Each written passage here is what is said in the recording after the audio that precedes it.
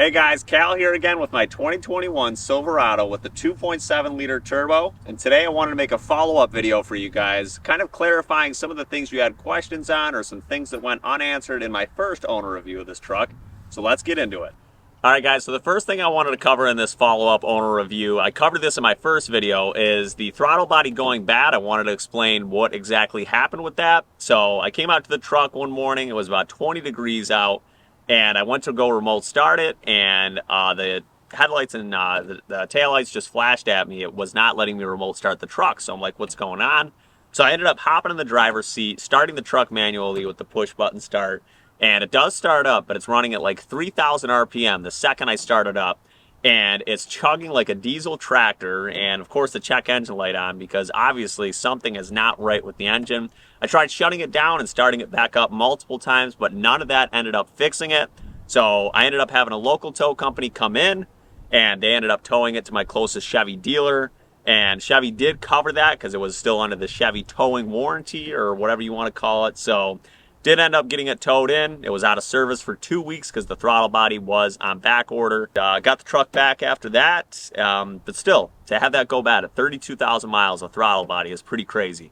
Okay guys, now the second thing I wanted to go over was the miles to the gallon this thing gets. I had a lot of comments in the last video on what kind of MPGs this thing gets. Now, on some of the long level drives where there's not too much terrain, and I have the cruise control set on maybe 60 to 65 miles an hour, I can expect maybe 23, maybe 24 miles to the gallon on a really, really good day. And then out of my average days, say it's just my commute to work, I'm doing some city driving, some highway driving, then I can expect to be closer to about 17 to 18 miles to the gallon, which is roughly what I was getting out of my 3.5 liter EcoBoost in my 2014 F-150. All right guys, so the third thing I wanted to cover in this owner review follow-up video is the tailgate actuator. So the tailgate actuator did also fail right around 30,000 miles. Now, I don't know if it was because I used the car wash weekly, maybe Chevy put some bad seals in here, some of the water got into the actuator itself, but what was happening is every time you unlocked the truck, whether you used the remote or the passive entry button on the door handles, every time you unlocked it,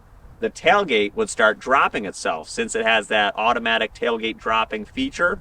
So every time I unlocked it, it would just start dropping itself out of nowhere, which at a grocery store or the gym, wherever you are, if somebody's parked behind you and their bumper is like really close to you, you know, your tailgate starts getting close to the front end of their car. So it was really kind of nerve-wracking for a while, but that did happen within my bumper-to-bumper warranty, so Chevy did end up covering that for me. All right, guys, the next point I'd like to make in this owner review is I think a lot of people are getting confused on what the 2.7 liter is here to do, and a lot of people are here thinking that the 2.7 liter turbo is here to take the 5.3 liter V8's place, and that's just simply not the case. This engine is here to be Chevy's new base model engine for the 1500.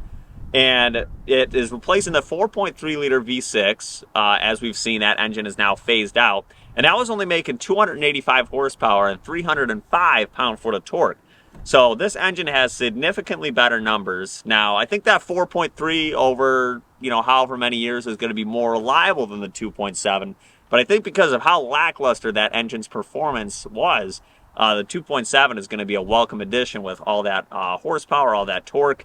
But it is certainly not here to be a replacement for the 5.3 liter V8. That's not the case for the 2.7 turbo. All right, guys, and the last point I wanted to make in this owner review follow-up is for the 2.7 liter turbo, I did mention in my last video that it does have a slightly faster 0 to 60 than the 5.3 liter V8, and it does also have a higher payload capacity than the 5.3 liter V8. But I by no means want to say that this is a better engine. And the 5.3 liter V8, even with its certain issues that have become apparent over the years, it is still going to be an engine that lasts longer than this 2.7 liter turbo. That I totally agree with. But I did want to say that a lot more people than they think can get by with just getting the 2.7 liter turbo. So just keeping it open as an option for yourself when you're shopping for your new Silverado.